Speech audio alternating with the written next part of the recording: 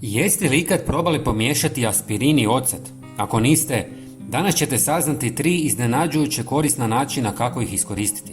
Savjetujem vam da ostanete do kraja videa jer vjerujem da će vam barem jedan od ovih trikova biti toliko dobar da ćete ga početi koristiti odmah. Za početak, aspirin trebamo pretvoriti u fini prah. To možemo učiniti vrlo jednostavno. Uzmite jednu tabletu, zamojte ju u sloj toaletnog papira ili kuhinske maramice i lagano udarajte čekićem dok se potpuno ne usitni. Vjerujte mi, ova metoda je brza i bez nereda.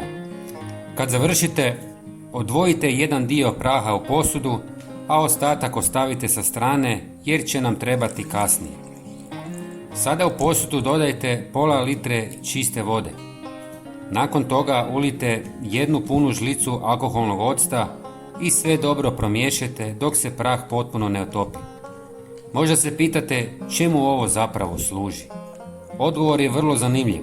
Naime, aspirin može sniziti pH vrijednost vode, dok ocat pomaže uništiti bakterije koje ubrzavaju venuće cvijeća. Zajedno stvaraju uvjete u kojima vaše rezano cvijeće može dulje zadržati svježinu, pa će vam buketi ostati lijepi danima duže. Samo ulijte ovu mješavinu u vazu i uživajte u pogledu na cvjetne aranžmane koji traju. Ali aspirin i ocet nisu korisni samo za cvijeće. Drugi način na koji ih možete iskoristiti uključuje vašu kosu i vlasište. Uzmite malo preostalog aspirina, stavite ga u malu posudu i dodajte količinu šampona koju inače koristite za jedno pranje. Dobro promiješajte dok ne dobijete ujednačenu smjesu. Zahvaljujući salicilnoj kiselini iz aspirina, ova mješavina može pomoći ukloniti višak mrtvih stanica kože i smanjiti pojavu peruti, a uz to umiruje i svrbež vlastišta. Nanesite na mokru kosu, umasirajte laganim kružnim pokretima, ostavite da djeluje 3 do 5 minuta i zatim isperite.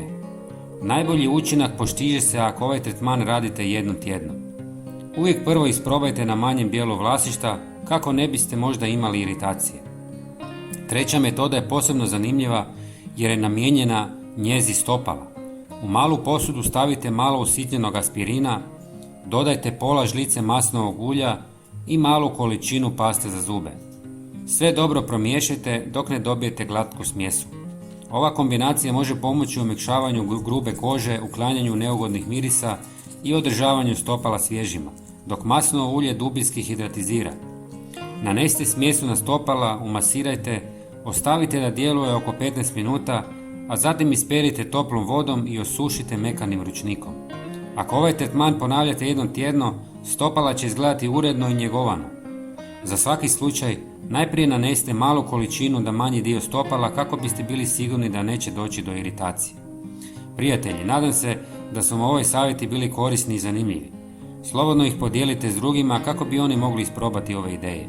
Hvala vam što ste gledali i srdačan pozdrav!